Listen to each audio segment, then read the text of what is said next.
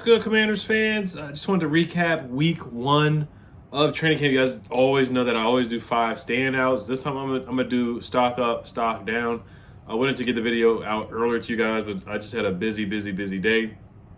So this one will be pretty quick, just a quick stock up, stock down. There's only been 3 practices so far anyway. So there's only so much you can really say or talk about, but just some observations that I've read and that I've heard and listened to that I just want to talk about. And I know fans are going to be at the practice tomorrow. I know tickets are sold out, and parking passes are apparently sold out. So people are tweeting out that you got to, carpool with somebody if they have a pass, or park miles away and then take an Uber or a Lyft or something like that, or catch some type of ride to get down to the practice facility. So I hope everybody has a good time and has a lot of fun.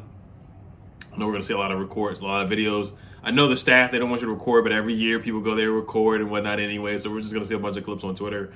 So that's going to be a lot of fun to see that. That's going to be exciting. Apparently Sam Howell has looked awful with the Seahawks so far, but I'm not going to talk too much about that anyway. That's just something I saw on social media too, because I know a lot of people are big Sam Howell fans. And I like Sam Howell too, so I'm not like a hater on him or anything like that. But it is interesting that he's looking bad in practice so far with the Seahawks. But to get back on topic, I do want people to tell me how Jamon Davis looks tomorrow. Like, is he running with the 1s? Is he running with the 2s? Is he running with the 3s? And I know that's super early to really kind of be pressed about, or like, oh, this is something really serious. But from what I'm hearing is that he really legit may be on the bubble for making this roster. I didn't believe it myself, but now thinking about it, he really might be on the bubble. I still think he's going to make the roster. I still think he's going to make the 53. Like, if I had to put money down, I think he would make the 53-man roster. But from what I'm hearing is that he's running with the 3s. He's really just been – he hasn't really played off-ball linebacker that much. It's really just been Frankie Louvu and Bobby Wagner out there. Jordan McGee has been running with the 1s instead of Jamon Davis.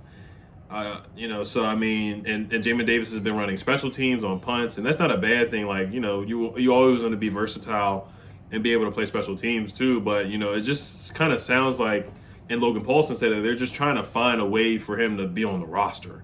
And it's late in the time to make a position switch this late in the year. Usually when they do stuff like that, it's like, hey, how can we get you on the field? Like, we're just trying ways to get you on the field and get you snaps, because otherwise we don't see you on this roster. So that was the most intriguing thing that I heard from Logan Paulson, former tight end for the Commander, or for the Skins at the time, and played for Dan Quinn. So that is alarming there now. And he's still learning the position. So like, he's not going to be a great pass rusher coming out. Like, that's like a wide receiver transition into a tight end. Like, it takes time.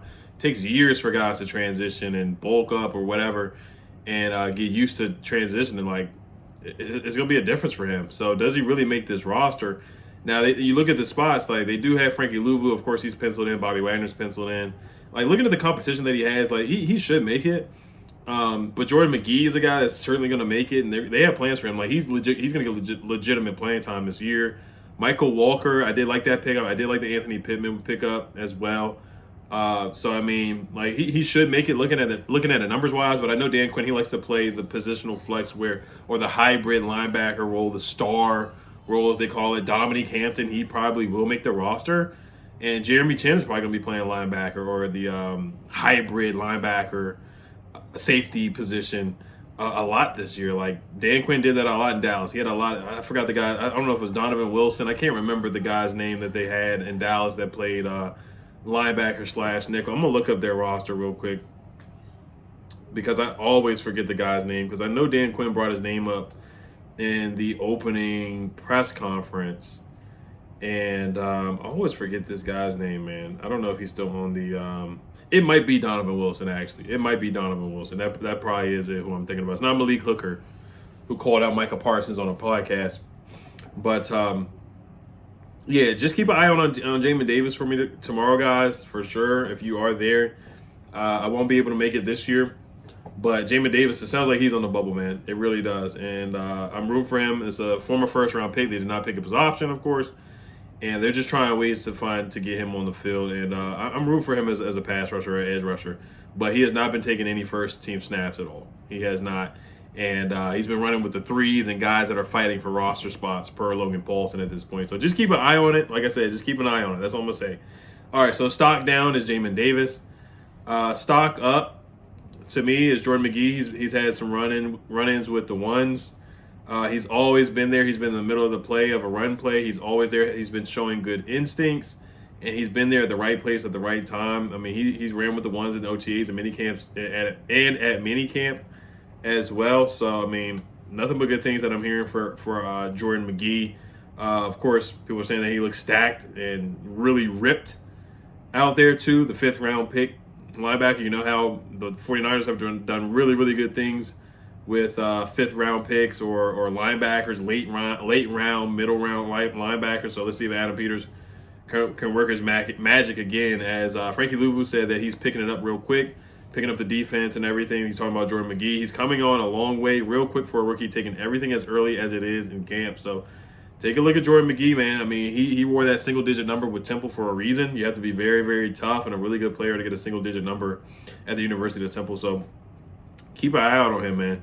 He's a guy that definitely could be making plays out there for sure. All right, stock up is Emmanuel Forbes real quick. So, I mean, I don't know how much you want to stock. You want to take how much stock you want to take in him gaining the weight, gaining 17 pounds.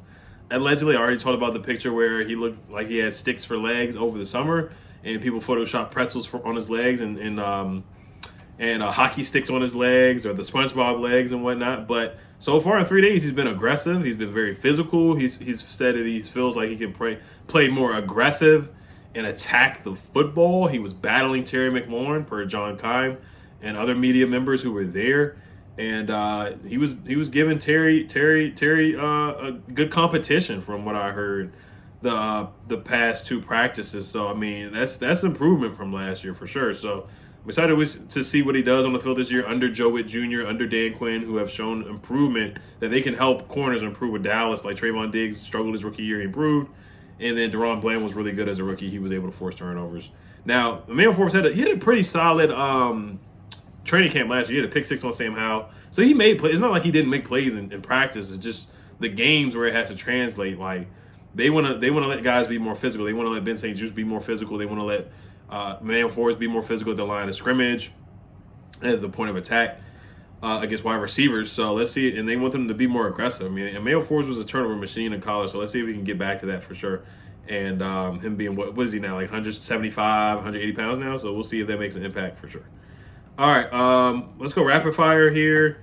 Jamon Davis stock down. Marcus Mariota stock down for sure. Mitch Tisler was saying that he always ends up in a scramble. And if it was a real practice or if it was a real game, he would be sacked. He's been holding the football very, very long. He's been hesitant in his decision-making and pump faking a number of times before he's getting rid of the football. Every time it's 7 on 7, 11 on 11s, it's a scramble drill. Remember, he threw 2 passes in the dirt back-to-back. So he's really been struggling. Like I said, this is, that's why I kind of would have rather kept Jacoby Brissett, but it's like kind of who cares kind of thing. You kind of want your backup to be a competent backup. Like we had Heineke for years. Like Heineke would come in and probably win you 3 or 4 or 5 games. It is what it is. Say what you want to say about Heineke, but he would win 4 games. Marcus Mariota, if he plays like this, then yeah, I don't know what you're going to win. And knock on wood, we don't want to see Jayden miss any snaps, but I'm just saying you always want to have a decent, especially with the NFL thinking about the season going to 18 games, having a good, competent backup is very, very important. And Marcus Mariota is not showing really any competition to Jayden Daniels at this point from what I'm hearing. All right, I already talked about Jordan McGee. His stock has gone up. Jamison Crowder's stock has gone up. He's been the best punt returner so far. Nobody else has looked like they wanted to return punts at all per JP Finley. People have just looked like they're not engaged in returning punts. And Jamison Crowder by far looks like he's the best punt returner on the team. And that's going to be the way he locks a roster spot is by being the best punt returner. And I like him as our punt returner. He's way better than Dax Milne. I know nobody else has, done the things that he's done for us returning punts. I mean, he had the only punt return touchdown that we've had since he was here back in 2016. And he did have that fumble against the Jets, but otherwise he's been fine. And even getting the ball up 10 yards is better than what Trey Quinn did. It's better than what fair catch Dax Milne has done. So I've been happy with what Jamison Crowder did last year for sure. All right, stock up Jayden Daniels. I mean, he made a nice pass to Mitchell Tinsley in the end zone. He made a nice pass to Brian Robinson for a touchdown. He made a nice pass to Jeremy McNichols for a touchdown. He had a nice zone read run where he would have scampered up the field for a touchdown. He's looked the part so far. He did throw an interception to Mike Davis. But other than that, he's been fine. You know, he got him with the hard snap count twice. That just shows his maturity. And every interview, he's just been humble. He's been the first one on the field, him and Sam Hartman, each practice. So nothing but good things. Like I said, it's early, very early. It's only been 3 practices. So like I said, I'm not going to say too much, but his stock has gone up for sure, especially with Marcus Mariota not really showing much competition at all. Olamide Zaccheaus had a nice catch, so I think he's going to make the roster. If I had to, you know, bet any money on that, I think he's going to make the roster. And then Brandon Coleman has looked solid so far. Cornelius Lucas has taken majority of the snaps with the ones. He has had 2 false starts so far in practice. But Brandon Coleman, they played him at right tackle. Andrew Wiley most likely is going to start at right tackle, but Brandon Coleman's been playing well. I'm not going to say stock up just yet for Brandon Coleman, but he's been holding his own against KJ Henry. He's been holding his own against Jamon Davis as well. He's done a good job against Dante Fowler and Frankie Louvu as well, guys who have been in the league for years and have been successful rushing the passer. So, I mean, that's good for Brandon Coleman. Just him getting reps and getting his feet wet out there. The footwork has been good, apparently, for Brandon Coleman as well. So, like I said, stock kind of gone up a little bit. And then Austin Eckler has looked really, really good. He's looked really, really shifty so far. So, those are the stock up. Those are the guys for stock up and stock down. Jahan Dotson did have a drop, so I'm not going to stay stock down at all. But what I will say, once again, just keep an eye on him. Another first-round pick for Ron Rivera. I'm a huge Jahan Dotson fan. I think out of all the first-round picks, I think Jahan Dotson might be my favorite one compared to Emmanuel Forbes, compared to Jamon Davis, compared to Chase Young, who I do like Chase Young. But all the first-round picks, looking at them, honestly, I think Jahan Dotson, if you had to pick pound for pound who's the best one, I think Jahan Dotson has the best potential out of all of them, but he just has to maximize and reach that potential. You can't have concentration drops, and you can't mentally take yourself out of the game. I think some of it was on Bieniemy last year, but you know, a concentration drop like that, it is a little alarming. That's all I'm going to say about that. But just keep an eye on him for sure. I do think he's going to have a good season, but just keep an eye on that for sure. But just getting back to Sam Howell, you think about the trade, how we traded Chris Olave for Sam Howell, Cole Turner. Cole Turner's barely playing. Sam Howell's not on the team anymore. Jahan Dotson's been fine. He has not been as good as Chris Olave, but he's been fine. And then Brian Robinson, who's been darn good. He's been really, really good. So I still kind of like the trade, but would I have just stayed and taken Chris Olave? You can debate on that for sure. But all right, guys, before I wrap it up, of course, shout out to PrizePicks. Make sure you guys use my promo code RealEdOliver. You get 100% deposit match up to $100 first-time users. I know it's not legal in Maryland, but it is legal in Virginia.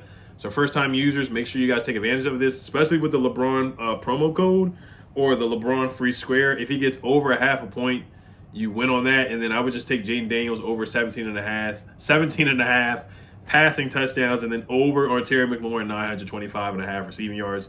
You already know Terry McLaurin, he's an automatic 1,000-yard receiver. And then Jayden Daniels should throw 20 passing touchdowns, like easily, in my opinion. Or he should definitely get at least 18 touchdowns, at least 18 passing touchdowns.